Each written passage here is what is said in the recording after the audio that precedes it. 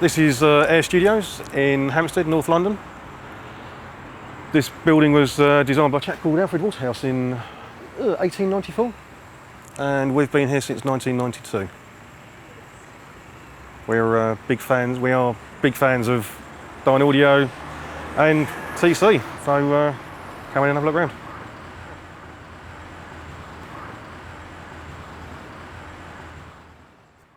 These are our main monitors. We have Dynaudio M4s. In Studio 1 and the hall, we've basically instead of having 4 12-inch drivers, we've got 2 TAD 15s. We've squashed the cabinet and pushed it back to get the volume so that we can get the nice big picture windows in. Otherwise, you wouldn't be able to see out the windows. We went for Dynaudios because back in the late 80s, early 90s, the monitor of choice was pretty much Eastlake's, horn loaded with TAD 1-inch compression drivers on them. And we being the engineering staff at Air Studios generally weren't great fans of horn loaded speakers. We wanted to get away from horn loaded speakers. And Dynaudios were the only things that really gave us enough SPL without the horn. So that's how we ended up with Dynaudio M4s, and they sound good. The imaging, these have been here since 1992, and apart from swapping a couple of amplifiers out and the odd blown driver, they're still here. We haven't, no one's asked us to replace them with anything. So I think they've stood the test of time, and I think they will do for the foreseeable future. These little fellas are Dynaudio BM15s. One of the best small monitors on the face of the planet, quite frankly. Here, have a look at this. Oh, if I can get that. There we go. Our surround monitors. BM5s. In Studio 1, the surround monitors are BM15s. And in the hall, they're M3s. So, yeah, we're pretty happy with the performance and what we get out of Dynaudio speakers. They sound good, and yeah, they're reliable.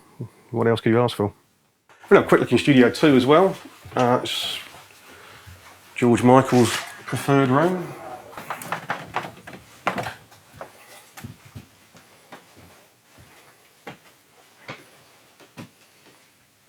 So this is Studio 2, which is physically identical to Studio 3. They're built one on top of each other.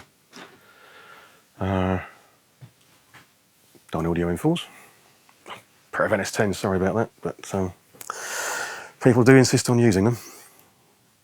This is, identical to Studio 3, really, different colours. And what we did in Studio 3 is we took the back out and moved the patch bay over into the corner. Gave us more room at the back. Because in film scoring and post-production, people don't use racks of outboard gear. It's mainly plugins and the odd bit of outboard gear, but not huge amounts. What does Judge Smiley do here? It's mostly...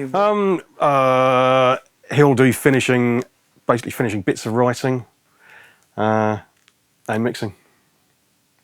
Vocal tracking? Vocal tracking, yeah. Oh, he plays everything. So he actually only uses, well, what does he do? He uses a band for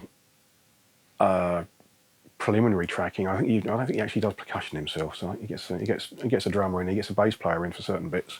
But most of it, he'll sit in there and play practically everything and sing everything. Shall we see the room? It's not not much to see. There's not a great deal to see. It's an ante-room. It's meant as a client lounge, really. But yeah. But he prefers to sit in here and... Yeah, he sits in here. Turn the lights on. Find a switch. There we go. So yeah, he'll sit in here, do his bits and pieces. He also, he quite often he'll just sit here on his own. He'll send the engineer and the assistant out. Anyway, but he has his remote sitting in here on that, and he'll just track away to his heart's content. And then when he's finished and he wants someone to tidy it up and finish it off, he'll get the engineer back in. This is our largest recording studio. This is where we do most of the film scores and all the film scores. No, that's not true. Most of the film scores, we do the odd one or two in Studio 1. And orchestral bits and pieces for bands. So this was originally a chapel. They used to seat 450 people in here originally, and the acoustics were designed for spoken voice from here, from where the vicar, the priest, whatever, would do his sermon.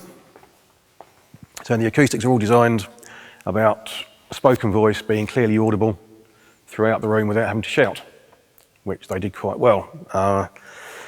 This results in an RT60 of 7.5 seconds, which is pretty long, quite frankly, and far too long for more than 4 or 5 musicians all playing together. Great for solo piano and solo musicians, but once you get a band going, it's all a bit too much, which is why we have this fella up here.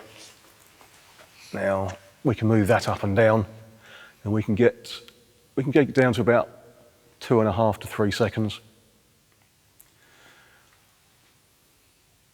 And each of these panels has a hard side and a soft side, and some of them have got there are curved reflectors on them and things like that, so we can model the acoustics fairly accurately. And we have these pads of absorbent material that we lay out on the balconies as well to kill off splash. So again, we can model the acoustics we can affect the acoustics and kill it off. It does get quite live, which is kind of fun when you've got 90 odd musicians in here all playing. So, what scores do we know that have been recorded in here? The last 7 Bond movies are the ones that pop immediately into mind. Pirates of the Caribbean, Shrek, a load of stuff from Marvel Comics that I'm not allowed to talk about.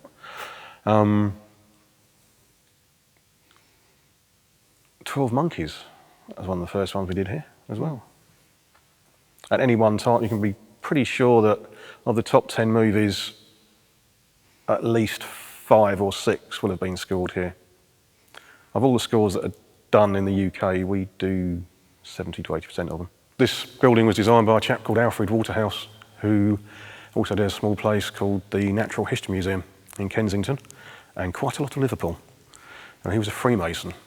So a lot of, well, nearly all of the dimensions in this particular room are golden ratio. It's one of the big things that Freemasons are all about.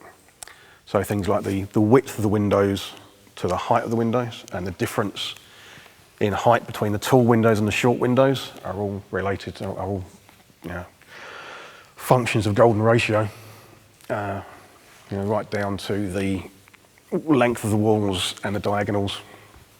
This is notionally a hexagon, and if you put our postcode into Google Earth, NW35NG, and look at Lyndhurst Hall, you'll see a Freemason star on the roof, which that's kind of funny.